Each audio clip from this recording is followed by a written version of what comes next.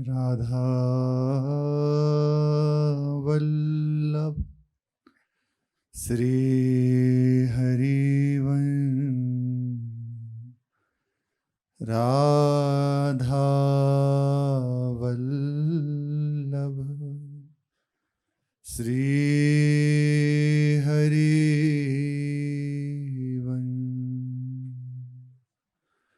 सत्प्रेम सिंधु मकरंद रसोगधारा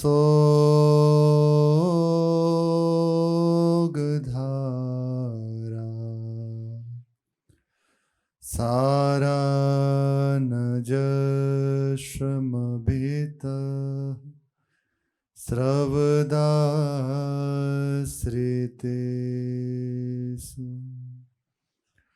श्री राधे के तव कदा चरणारविंदो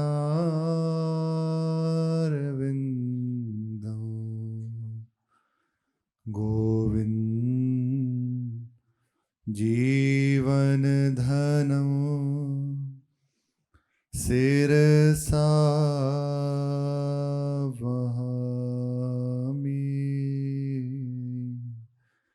गोविंद जीवन धनो शिरसा वहामि।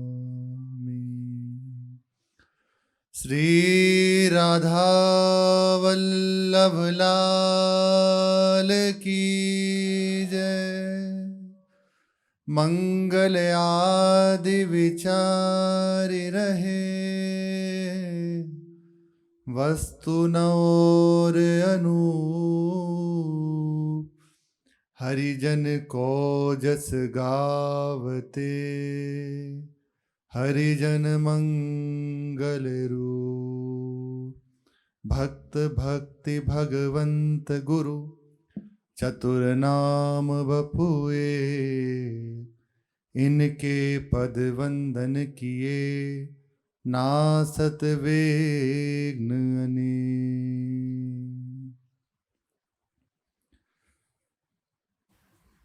छत्तीसगढ़ परगने के बिलौदा गांव के पास एक टूटा हुआ मंदिर है।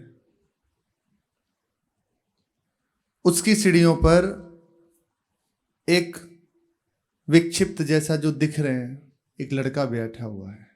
पागल की तरह उसकी दशा है, बैठा हुआ है। लेकिन दिखाई देने में भले वो पागल हो, पर बड़े मधुर कंठ से बड़े मधुर स्वर में एक गीत गा रहा है। प्रातःकाल का समय है, भैरवी का उस समय राग का समय होता है, भैरवी राग का। तो उसी राग में एक गीत गा रहा है। अभी उषा गगन के आंगन में अरुण जी से आंख मिचोली कर रही हैं। बिल्कुल भोर का समय है, 4 बजे के समय उसे उषा काल कहते हैं। पक्षियां चह चह से सारा बगीचा कोलाहित हो रहा है, कोलाहल से युक्त हो रहा है।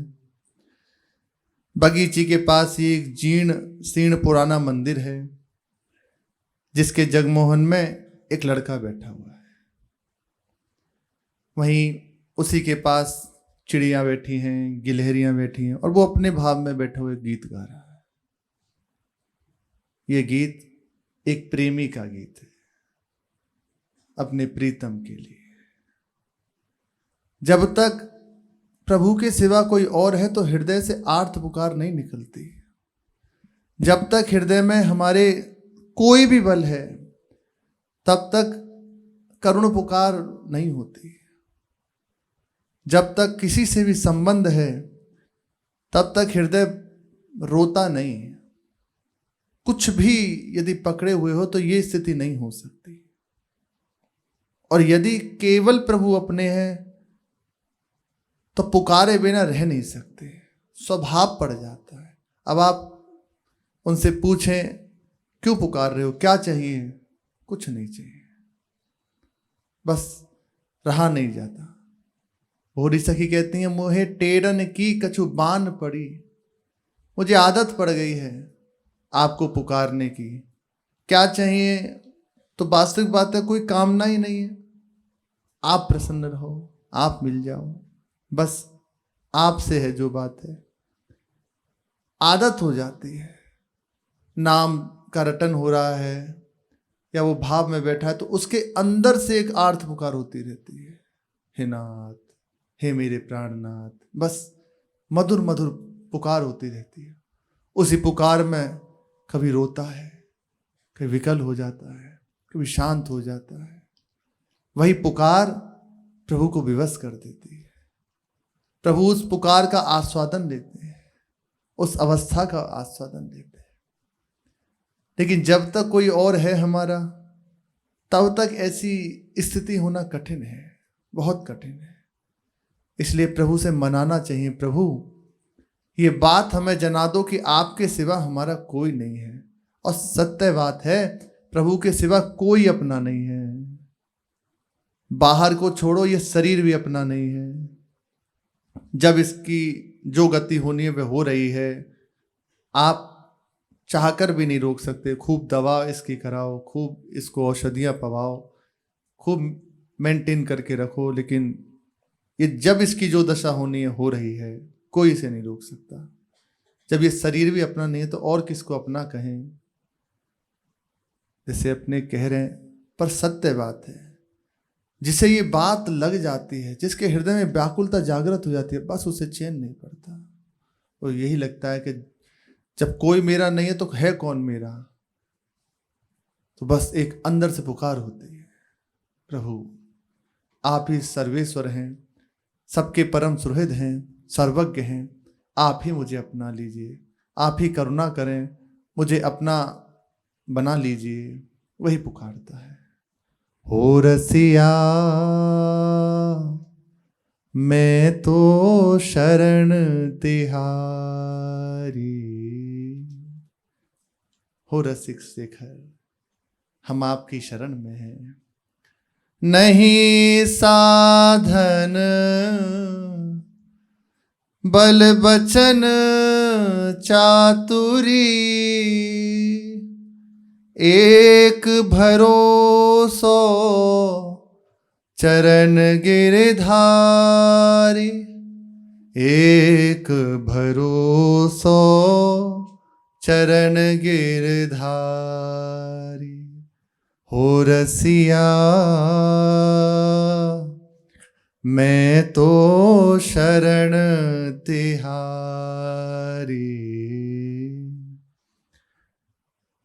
कोई बल नहीं होना चाहिए। जब तक कुछ भी बल है तो ये बात नहीं आ सकती है, साधन का भी बल नहीं है। मैंने ऐसा कर लिया, ऐसा कर रहा हूं, ऐसा कर लूंगा, अपने साधन का भी बल नहीं। साधन हो रहा है, साधन में चूक नहीं है, साधन में प्रमाद नहीं है, लेकिन उसका बल नहीं है हृदय में। साधक है तो साधन के बिना रह ही नहीं सकता, पर उसका हमारे हृदय में बिल्कुल बल नहीं होना चाहिए। बल एक भरोसो चरण गिरधारी, एक आस, एक विश्वास, केवल श्री आराध्य देव ठाकुर जी के चरणों में, दूसरा नहीं, केवल प्रभु से। कड़ुई तुंवरिया मैं तो नीच भूमि की, गुण सागर पिया तुम ही सवारी। मैं अति दीन बालक तुम शरणे, नाथ न दीजे अनाथ बिसारी। हो रसिया मैं तो शरण तिहारी। कड़ुई तुमरिया, जो संतों को देखा होगा, पुराने जो संत हैं, उनके पास एक काला काला इतना बड़ा एक कमंडल जैसा होता है। वो वाकई में वो होता एक तोरई का ही पात्र है जो भूमि में उत्पन्न होता है, लेकिन उसके शुद्धि का मंत्र द्वारा उसका यज्ञ होता है, हवन होता है, उसके मंत्रों के द्वारा उसे फिर पात्रता प्रदान की जाती है, तब संत जन उसे अपनी साथ रखते हैं। वही कमंडलू दंड आदि संतों के संग रहता है। लेकिन उत्पन्न कहाँ होता है? भूमि में। बहुत ही जैसे खेत हैं आदि गंगा जी के आसपास या नदी किनारे, ऐसे स्थान पर पैदा होती है। वो खाने योग्य नहीं होती, बहुत कड़वी होती है, बहुत कड़वी होती है, वो पाने के योग्य नहीं होती। तो उपासक कह रहा है कि कड़वी तुमरिया हूं जो किसी योग्य नहीं, पशु भी नहीं पाते उसे, क्योंकि इतनी कड़वी है, पशु भी उसको नहीं पाते। हमें कोई भी नहीं देखेगा, हम इस दशा को प्राप्त हैं प्रभु आपके सिवा, कोई नहीं देख सकता आपके सिवा। हम तो कड़वी तुमरिया हैं, लेकिन आप गुणों के सागर हैं। अचिंत्य कल्याण गुणगर निलय आपका नाम है। आप अनंत करुणा वरुणालय हैं, अनंत गुणों के समुद्र हैं।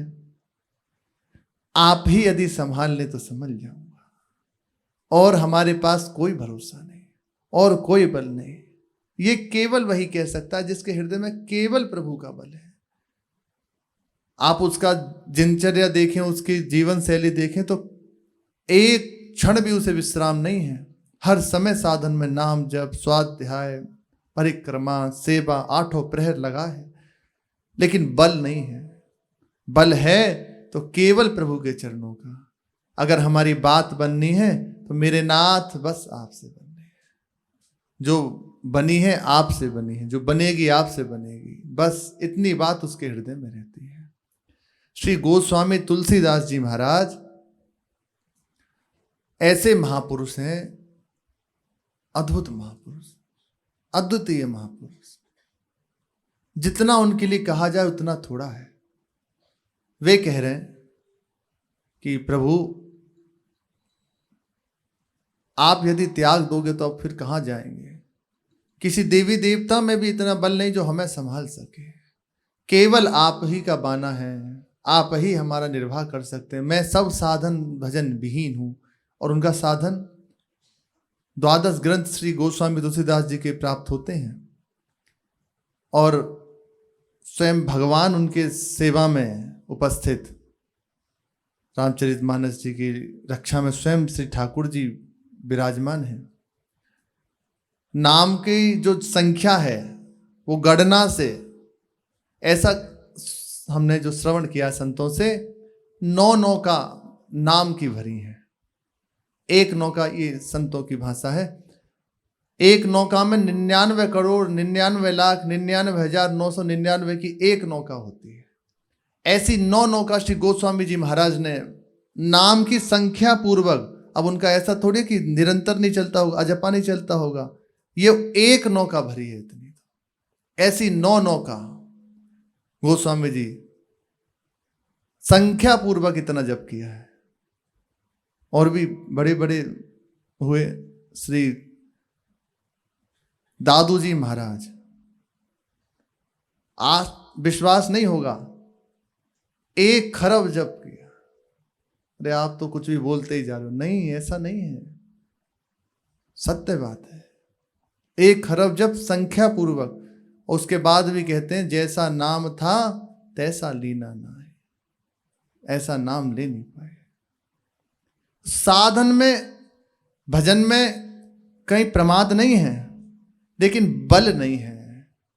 बल है तो केवल प्रभु का। एक भरोसा, गोस्वामी जी की पंक्ति है, एक बल एक आस विश्वास, एक राम घनश्याम हित चातक तुलसीदास। केवल प्रभु का भरोसा, ये बड़ी अद्भुत बात है।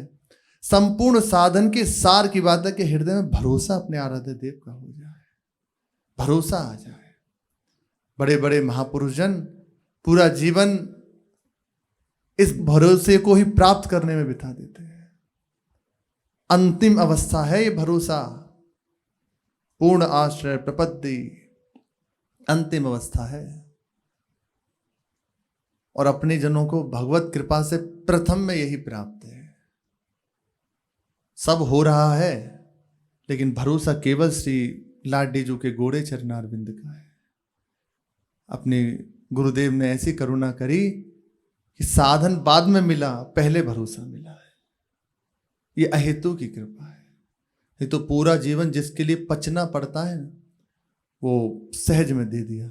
बस अब चतुर उपासक वही है, इस भरोसे को हृदय में रख के और अपनी बात बना ले, दौड़ पड़े।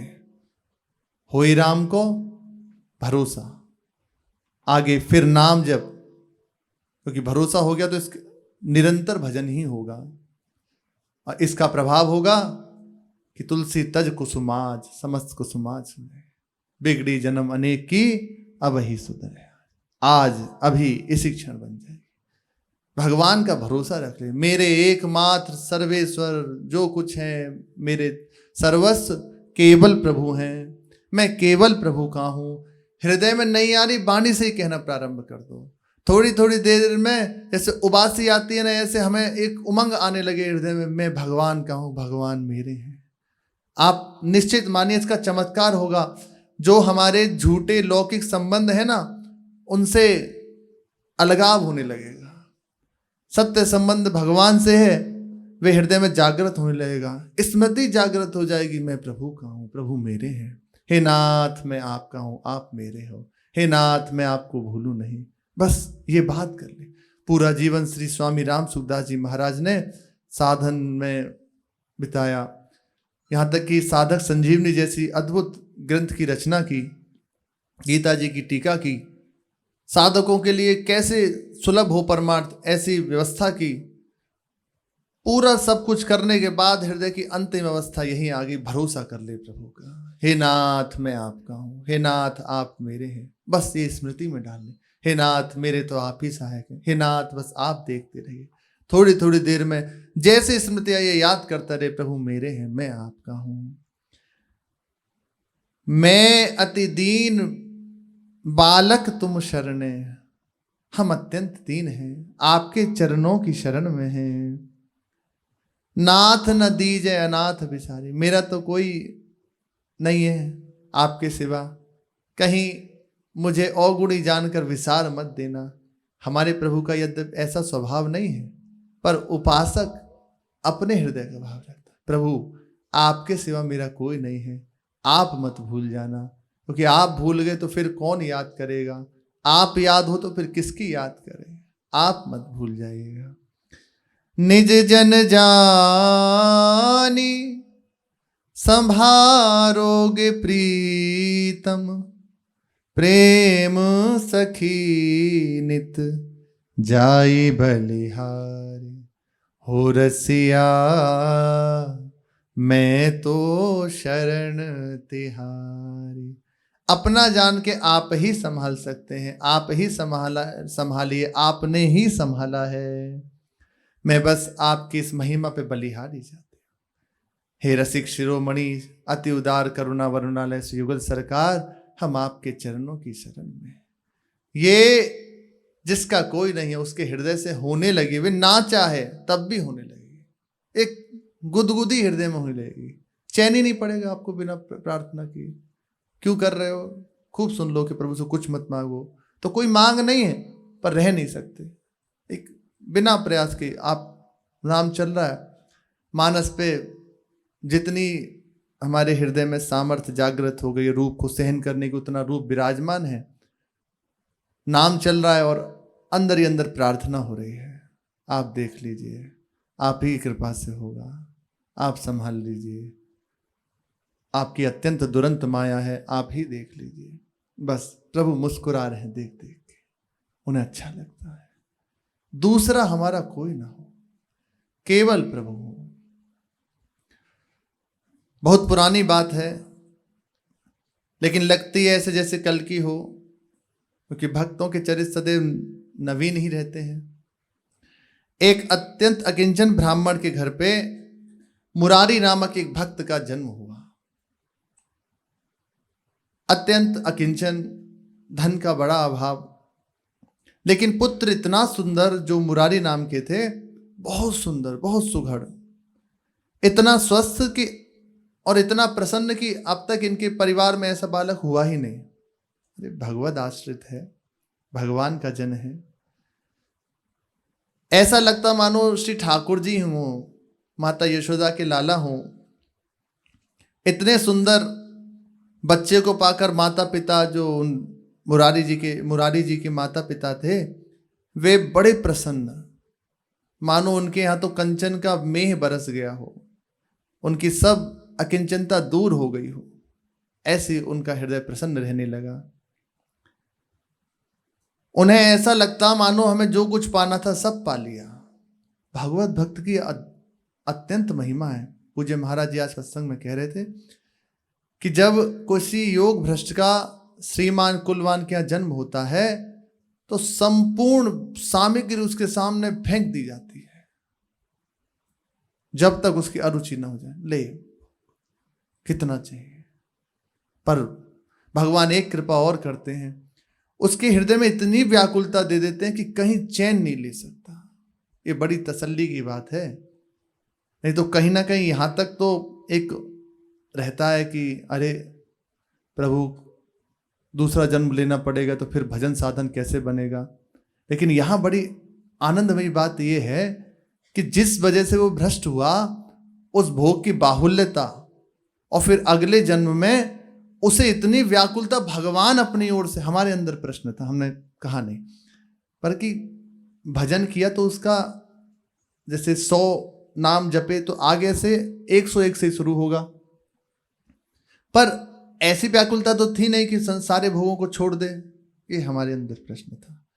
तो फिर बात कैसे बनेगी? मान लो दूसरा भी जन्म हो गया, फिर वो ऐसे ही गया, तो कृपा फिर तो उसका समाधान मिल गया कि भगवान स्वयं उसके हृदय में इतनी व्याकुलता दे देते हैं कि वो चैन नहीं ले सकता, कहीं चैन नहीं ले सकता। उपासकों से पूछो, जैसे जो हैं सच्चे मार्ग के पति, वो कहते हैं भले घर में रहे, भले नौकरी करिए, जो भी, कहीं चैन नहीं मिला। एक हृदय में व्याकुलता, बस ये लगता रहा भागो भागो भागो, अभी विश्राम नहीं है, अभी अपूर्णता है, बस भागो। हृदय में एक बेचैनी हर समय बनी रहती, सब कुछ होते, क्या चाहिए इसका पता नहीं है, लेकिन विश्राम नहीं है। खा रहे हैं, पी रहे हैं, हंस रहे हैं, बोल रहे हैं, नौकरी पैसा सब है, लेकिन हृदय में एक बेचैनी है, नहीं नहीं, ये मेरा विश्राम नहीं है, मुझे कुछ और प्राप्त करना है, मैं किसी और मार्ग का पथिक हूँ, मुझे कहीं और जाना है। एक व्याकुलता उसे खींचती रही। वही व्याकुलता वो कहीं चैन नहीं लेने देती, कहीं चैन नहीं लेने देती, वो बढ़ाती रहती है आगे। कितने भी प्रियजन मिल जाए पर वो एक भाग भाग बस उसके हृदय में ही रहती है। तो कैसा भी जन हो, इतनी बाहुल्यता भगवान उसके जीवन में दे देते हैं, हर चीज की, जिस विषय में उसे कामना थी ऊब जाता है। और बहुत सुंदर सुशील श्री रघुनाथ दास जी के प्रसंग में आता है, इतने सुंदर थे और इतना वैभव, पर हृदय में इतनी बेचैनी थी कि बस मैं कब छोड़ के भागूं भगवान के भजन के लिए। विवाह भी हो गया लेकिन कुछ स्वीकार नहीं किया। आचार्य को छोड़ने गए और बस वहीं रास्ते से गायब हो गए। इतने सुकुमार थे कि अगर कहीं जाना है तो पालकी में बैठ के जाते, इतने धन संपन्न उनके पिताश्री, लेकिन कुछ सुहाई नहीं दिया, क्योंकि ये भगवान दे रहे हैं, भगवान देते हैं, इतनी व्याकुल, चैन नहीं लेने देते। अगर इन्हें प्रसन्नता हो रही है ना कि मानो हमें सब कुछ प्राप्त हो गया, क्योंकि पूर्व की भक्ति है और भगवान ने ऐसी व्यवस्था कर दी है कि अब उसे चैन नहीं, तो एक सहज में आकर्षण उसके अंदर है। माता पिता इतने प्रसन्न होते कि मानो सब कुछ पा लिया।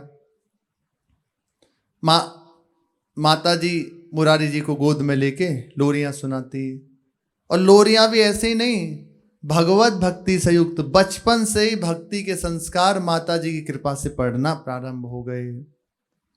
हर समय मीठे मीठे गीत सुनाती रहती, प्रसाद पवा रही हैं, स्नान करा रही हैं, दुग्धपान करा रही हैं, जो भी सेवा कर रही हैं उनकी, मुरारी जी की, हर समय उन्हें दुलार करती रहती और भगवान की जो लीलाएं हैं उनको श्रवण कराती रहती, हर समय सुनाती रहती। धीरे धीरे श्री मुरारी भक्त जो थे वे बड़े होने लगे। संगीत का उन्हें स्वभाव पड़ गया, गायन करने का। माता जी की कृपा से बहुत सारे पद छोटी अवस्था में ही श्री मुरारी जी को कंठस्थ हो गए। इनके हृदय में बड़ी भक्ति का जागरण हो गया। हर समय ये भी अब मानो अभ्यास पड़ गया गुनगुनाने का, मीठे मीठे पदों को गायन करते रहते हर समय। अब इनका ऐसा प्रभाव बढ़ा, ये सुंदर तो थी, सांवला रंग था, घुंघराली अलकें थी, बहुत सुंदर थे। आसपास की जो स्त्रियां थी गांव की, वो इन्हें घेर लेती और कहती लाला कुछ सुनाओ। तो ये बड़े मीठे स्वर में सुनाते उन्हें, कभी ठाकुर जी के पद, कभी सूरदास जी के पद, कभी परमानंद दास जी के पद। इन जो महापुरुष हुए हैं इनके पदों को गा गा कर सुनाते। भाग गयो मेरो भाजन फोर, कहारी कहूँ सुन मात जसोदा, और माखन खायो सब चोर।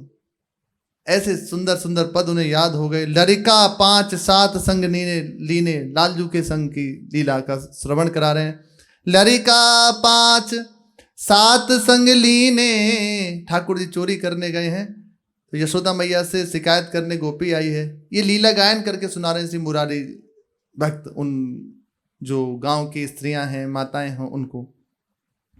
लेत हाथ ते दूध मरोर, मार्ग में को चलन न पावत, लेत हाथ ते दूध मरोर। 5-7 ग्वाल वाल उनके साथ हैं। किसी भी घर में घुस गए और बस खूब आनंद किया। फिर वहाँ से हटे, सांकरी खोर पहुँच गए। वहाँ जो रास्ते में ग्वालिनें जा रही हैं उनको रोक लेते हैं, उनसे दूध का दान लेते हैं, दही का दान लेते हैं, बस ये सब शिकायत करते हैं।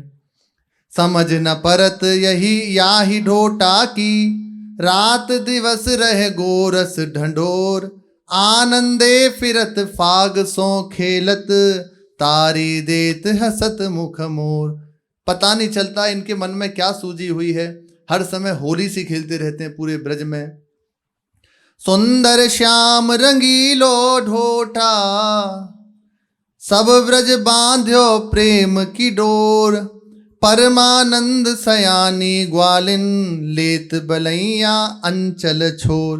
कहती तो जा रही हैं पर संग में कह रही है ये इतने सुंदर हैं, समस्त ब्रज को अपने प्रेम से बांध लिया है, और फिर आशीर्वाद देती हैं, उनकी बलैया लेती हैं, अंचल पसार के आशीष देती हैं। ये है भाग गयो मेरो भाजन फोर। ऐसी सुंदर सुंदर उन्हें लीलाएं सुनाते भक्त मुरारी जी। बार बार सुनती, जो माताएं थीं वो घेर लेती और बार बार उनसे ये लीलाएं सुनती। वे भी बड़े आनंद से सुनाते, उन्हें भी चस्का लग गया प्रभु की लीलाओं का गायन करने का, श्री ठाकुर जी की लीलाओं का गायन करने का उन्हें चस्का लग गया। बड़ा अच्छा है, मन लगे ना लगे, पर ये हमारे जो ठाकुर जी की लीलाएं हैं ना बड़ी मधुर है। आपका कितना भी चित्त विक्षिप्त हो, आप लीलाओं का पाठ शुरू कर दीजिए। मन नहीं लग रहा जप में, मन नहीं लग रहा ध्यान में, आप भागवत जी उठाइए या जो संतों ने लीलाएं लिखी उनको उठाइए, उनको पढ़ना प्रारंभ कर दीजिए। हमारा एन केन प्रकारेण समय प्रभु में बीतना चाहिए, प्रभु में जाना चाहिए। कैसे भी हम भगवत स्मृति से युक्त रहें, प्रभु से विलग ना हो, हर समय हमारी मति प्रभु में पगी रहे। उनकी लीलाओं का चिंतन तो बड़ा सरल है। जैसे ये लीलाएं है उसे पढ़ रहे हैं तो आप देखो हृदय में बड़ा आनंद होने लगेगा ठाकुर जी, और भावना बनने लगेगी। ठाकुर जी हैं, साथ में ग्वाल बाल हैं, कहीं दधी चुरा रहे हैं, किसी ग्वालिन के घर में घुस रहे हैं, कहीं सांकरी खोर पर पड़े हैं। जैसे जैसे लीलाओं का गायन करोगे वैसे वैसे चिंतन बनने लगेगा। जो चित्त भाग रहा था वो एक क्षण में एकाग्र हो जाएगा। इसलिए बड़ा सरस है, कुछ ना बने प्रभु की लीलाओं का गायन करते रहो, सुनते रहो। संतों ने कृपा करके गायन किया है, अब तो बड़ी सुविधा भी है इंटरनेट की, उससे सुन लो, बैठे हैं बस शांत से। बड़ा आनंद मिलने लगेगा, बहुत जल्दी चित्त प्रभु से युक्त हो जाता है। उनका हृदय इतना सरस हो गया कि वो जब भी मुरारी भक्तों को देखती पकड़ लेती और कहती कि तुम कोई पद सुनाओ। उनका कंठ मीठा ही था। कभी कभी क्या करती कि उनका श्रृंगार करती, जो माताएं थीं श्रृंगार कर देती। बाल हैं उनको सबको एक जगह बांध देती, उसमें मोर पंख खोस देती, मस्तक पर तिलक लगा देती और चंदन की खोर लगा देती, आंखों में काजल लगा देती, गले में बड़ी बनमाला घुटनों तक लटकती हुई पहना देती, हाथ में लकुट दे देती। तो ऐसा लगता मानो श्याम शरीर से श्याम सुंदर ही विराजमान हो। बड़ी सुंदर शोभा मुरारी भक्त की होती। श्याम रंग के तो थे ही, तो ऐसा लगता श्याम सुंदर ही हो। बालक तो वैसे भी अगर ठाकुर जी का स्वरूप में सजा दो तो बड़ा सुंदर लगता है, ये भी बड़े सुंदर लगते। त्रिभुवन मोहन श्याम सुंदर सा सलोना लगने लगता श्री मुरारी भक्त। इस पर जब वे पैरों में घुंघरू और बांध देती, उनके चरणों में घुंघरू बांध देती, अब कहती लाला कुछ नाच के दिखाओ, तो वे भी गीत गाते हुए प्रभु की लीलाओं का गायन करते हुए नृत्य करते और बड़ा आनंद सबको होता। लेकिन भगवान जिसे अपनी ओर खींचते हैं, जिसे अपनाते हैं, तो उसका सर्वस्व हरण कर लेते हैं।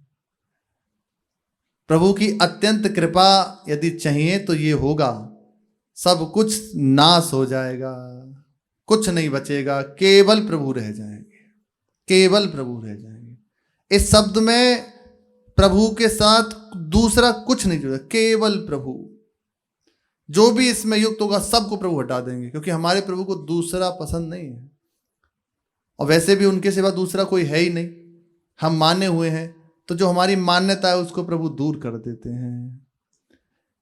ये राग रंग मुरारी भक्त के जीवन में ज्यादा दिन तक नहीं चला,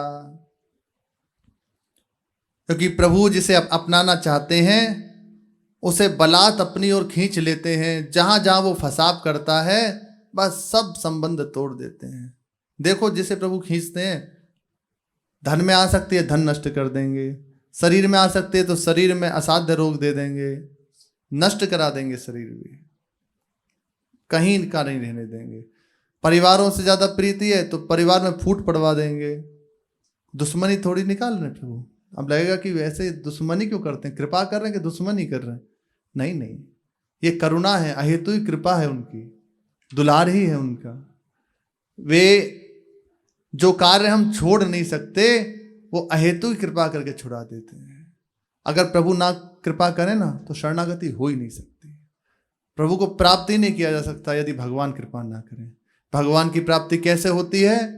भगवान जब कृपा कर देते हैं तो भगवान की प्राप्ति हो जाती है। भगवान की कृपा से ही भगवान की प्राप्ति होती है, दूसरा कोई इसमें उपाय नहीं है। ऐसा ऐसा ऐसा बना रहता इतना, मैं ऐसा, मैंने ऐसा, मेरे अमुक, और इसकी पहचान आप देखना। कोई भी आपके जीवन में प्रसन्नता का क्षण हो या भय का क्षण हो, आपका चित्त कहाँ जा रहा है? यदि श्री श्यामा श्याम के चरणों में जा रहा है तो समझ लो बात ठीक अब हमारी हो रही है। और यदि किसी व्यक्ति के पास, किसी वस्तु के पास, किसी स्थान में जा रहा है तो अभी गड़बड़ी है।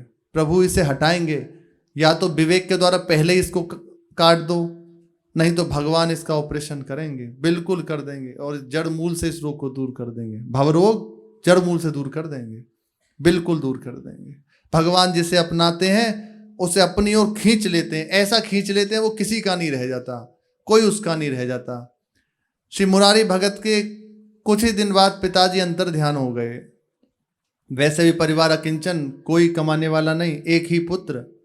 अब अकेली माताजी रह गई और ये रह गए। प्रभु ने देखा कि अब इनका राग यहाँ भी नहीं रहना चाहिए, क्योंकि कहीं ना कहीं आसक्ति माताजी से आसक्ति होती है। माताजी में उनके सामने कोई ज्ञान विज्ञान नहीं चलता। वहाँ आसक्ति जब वो दुलार पूर्वक कहते हैं, वहाँ कोई प्रश्न उत्तर नहीं चलता, कुछ नहीं चलता। कुछ समय बाद माताजी को भी असाध्य रोग हो गया और उनकी भी अंतिम अवस्था। उन्होंने देखा कि अब तो मेरी मरणावस्था है, तो समीप बुलाया और कहा कि देख, मैं अब जा रही हूं, वहीं जा रही हूं जहां सबको जाना है। सबका अंतिम स्थान भगवान के चरण है। तो ये तो वैसे भी महान भक्त हैं, तो भगवान के चरणों में गई। मैं जा रही हूं प्रभु के पास, लेकिन चिंता मत करना, तू किसी विषय में भी घबराना मत। मैंने तेरे हृदय में ऐसा बीज बो दिया है जो जन्म जन्मांतर तक कभी भी निष्फल नहीं हो सकता, जो सदैव तेरी रक्षा करेगा। मैंने तेरा संबंध भगवान से करा दिया है, तेरे हृदय में बीज बोकर भक्ति का अंकुरण कर दिया है, और मैं देख रही हूं वे भक्ति का पौधा हरा भरा हो रहा है, पल्लवित पुष्पित हो रहा है। मैं उसे देख रही हूं। इसलिए कभी चिंता मत करना, कभी अपने आप को अकेला मत समझना। अच्छा, मैं चिंता करके क्या कर लूंगी? मैं यदि चिंता करूं कि तेरा क्या होगा, तो मैं क्या कर सकती हूं? मेरे खुद अपनी चिंता नहीं कर सकती, अपने को ही नहीं संभाल सकती, तुझे क्या संभालूंगी? लेकिन तुझे मैं प्रभु के चरणों में सौंपती हूं। जा, भगवान ही तेरे रक्षक हैं, भगवान ही तेरी सहायता करेंगे। मेरा अंतिम आशीर्वाद यही है, तू सदैव प्रेम में छका रहे, प्रभु के प्रेम में मतवाला रहे। मेरा यही आशीर्वाद है। माता जी का अंतिम आशीर्वाद, अंतिम उपदेश श्री मुरारी जी को यही हुआ। भगवान तुम्हारा सब तरह से मंगल करें, इतना कहा और श्री मुरारी जी की जो माता जी थी वे पधार गईं। अब इनके चले जाने के बाद बड़ा सूना हृदय हो गया। अब होता ही है, जिससे गाढ़ संबंध हो तो एक अरुचि सी हो गई, सहज रूप से कुछ नहीं सुहाता। जबकि जो माताएं थीं आस पड़ोस की, वे सब इन्हें बहुत दुलार करती, कहती कि हम सब तेरी माताएं हैं। वे स्नान करा देती, कोई वस्त्र पहना देती, कोई प्रसाद पवा देती, सब उनकी सेवा करती। पर इनका चित्त खिन्न रहता।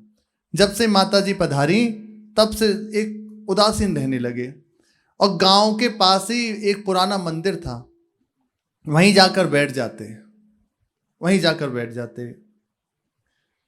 कभी कभी इनको ऐसा अनुभव होता है एकांत में कि ऐसा लग रहा है मानो साक्षात माता जी उनकी खड़ी हैं। वो कह रही हैं, मैं कहीं गई थोड़ी हूँ, तेरे हृदय में जो भक्ति का पौधा अंकुरित हो गया है, भक्ति का पौधा जो फल रहा है, उसी की छाया में मैं बैठी हुई शयन कर रही हूँ।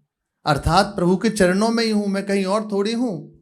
निश्चिंत रहे, चिंता मत कर। कभी कभी इनको ऐसा भान होता कि माता जी ऐसा कह रही हैं, पर प्रायः ये उसी एकांत स्थल में जो खंडर था गांव के पास, वहां पड़े रहते पुराने। वहां कोई ज्यादा आता जाता नहीं, इन्हें बड़ा अच्छा लगता, और अकेले में गुनगुनाते रहते। जो माता जी ने इन्हें पद कंठस्थ करा दिए थे, सुना दिए थे, इन्हें याद हो गए थे, उन्हीं को गाते रहते, सुनते रहते, स्वयं ही सुनते और स्वयं ही गाते। चारों ओर से अपने आप को उन्होंने देखा कि अब मैं अनाथ हो गया, आश्रयहीन, अब कहीं मन नहीं लगता। ये भगवान की करुणा है। ऐसा भगवान को बहुत जल्दी प्राप्त कर लेता है। जब हृदय में हो गया ना कोई मेरा नहीं है, फिर कौन आती है बात, कौन ऐसा है जो मुझे अपना सकता है? तो यदि अंतर्मुख वृत्ति है तो सुनाई देता है कि भगवान एक ऐसे हैं जो सबको आश्रय दे सकते हैं। भाग, भगवान के पास भाग, उन्हीं के चरणों में भाग। सब इन्हें बार बार दुलार करते, अपने यहाँ बुलाते, इनको समझाते गांव के जन, पर ये सबकी सुन लेते, किसी से कोई उत्तर नहीं देते, कोई बात नहीं कहते, चुप रहते, सदैव शांत रहते। प्रसाद पवा दिया तो पा लिया, और नहीं तो कई कई दिन तक भूखे रह गए। एक बार इन्हें 3 दिन हो गए उसी खंडर में बैठे हुए, जो जीर्ण शीर्ण मंदिर था वहीं बैठे। 3 दिन बीत गए, ना कुछ खाया ना पिया, और वैसे ही बस गीत गा रहे हैं। अब इन्हें अनुभव होने लगा कि मेरी अब अंतिम अवस्था आ गई। ऐसा इन्हें प्रतीत होने लगा कि अब लगता है प्राण छूट जाएंगे, क्योंकि बिल्कुल शरीर में सामर्थ्य नहीं है। अब क्या करूं? तो बस धीमे स्वर से गा रहे थे, बिसर ना जाओ मेरे मीत, यह बर मांगू मैं नित। इसकी चर्चा आगे। श्री राधा वल्लभ लाल की जय।